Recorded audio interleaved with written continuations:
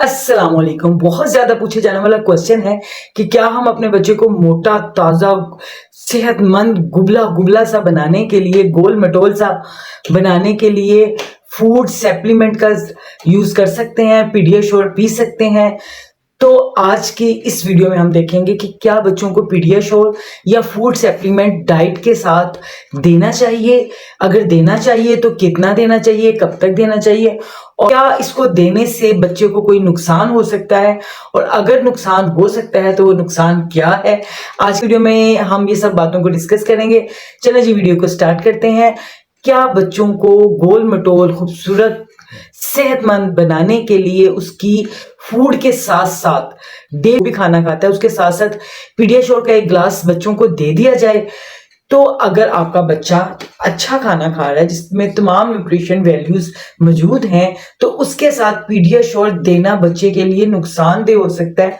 अगर पीडियाश्योर या जो भी फूड सप्लीमेंट्स, जो भी मिल्क पाउडर्स आते हैं, अगर आप उनको पढ़ें तो उनके अंदर ज्यादा क्वांटिटी कार्ब की होती है।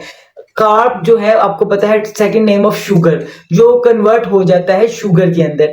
तो बॉडी को एक दिन में 30-35 से ज्यादा कार्ब की रिक्वायरमेंट नहीं होती, बच्चों की भी। तो 1 ग्लास के अंदर 21 से 25 जो है वो कार्ब होते हैं। तो और दूसरी डाइट भी बच्चा ले रहा है तो इस तरह उसको कार्ब की रेशो उसके अंदर ज्यादा हो सकती है, जिससे उसको बहुत ज्यादा बीमारियों का सामना करना पड़ सकता है। तो ये बच्चे की हेल्थ को बनाने की बजाय, बच्चे के कद को बढ़ाने की बजाय बच्चे के अंदर बहुत ज्यादा कॉम्प्लिकेशंस पैदा कर सकता है। अगर बच्चे का लाइफस्टाइल बिल्कुल ठीक है, बच्चा प्रॉपर खाता है, प्रॉपर खेलता है और प्रॉपर सोता है, तो उसको एक्स्ट्रा किसी भी पीडियाश्योर या किसी भी सप्लीमेंट की जरूरत नहीं है।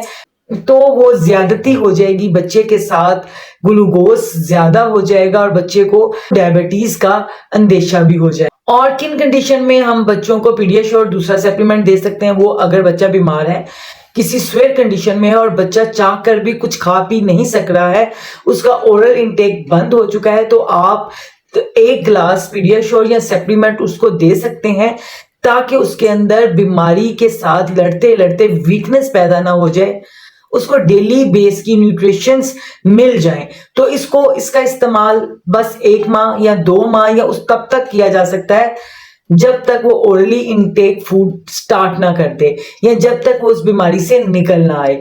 तो इसलिए बच्चे को सिर्फ हेल्दी न्यूट्रिशन बढ़ी हुई गिजा दीजिए, जिसमें अंडे हो, योगर्ट हो, बादाम हो, दूध हो, दही हो और जिसके अंदर बेरीज हों और जिसके अंदर नट्स हों और जिसके अंदर बीन्स हों।